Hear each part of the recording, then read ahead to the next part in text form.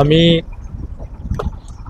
বিভিন্ন জায়গার ভিডিও করি, আশেপাশের অনেকগুলো রাস্তার ভিডিও করেছি, কিন্তু আমার বাড়ির সামনে দিয়ে যে রাস্তাটা, এই রাস্তাটা আরো ভয়ঙ্কর। সেটা নিয়ে কখনো কথা বলা হয় নাই। আসলে কথা বলি নাই, আমাদের এই রাস্তার ভিতর দিয়া অনেক প্রভাবশালী প্রবাসী বা ক্ষমতাধর আহ, অনেক ব্যক্তিবর্গ আছে।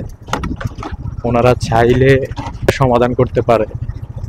তাই এই রাস্তা নিয়ে আমার আর কথা বলার কোনো প্রয়োজন মনে হয় না, কারণ এখান দিয়ে যখন যেই সরকার আসে তখন সেই সরকারের প্রভাবশালী লোকজন বসবাস করে।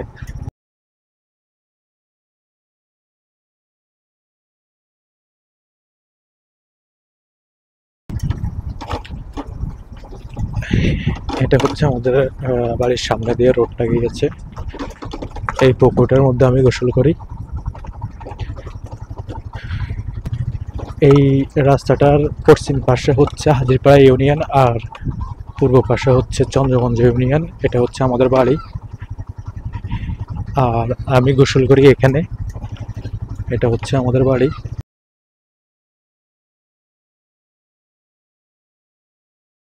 এটা আমাদের জায়গা ছিল, দখল করে নিয়ে গেছে বিগত সরকারের আমলে। কিছু বলি নাই এখনো, তো ইনশাল্লাহ বলবো।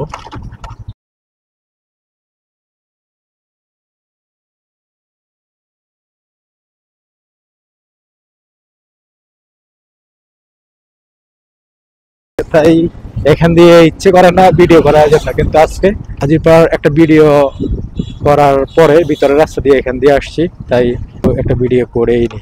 আর কি করব।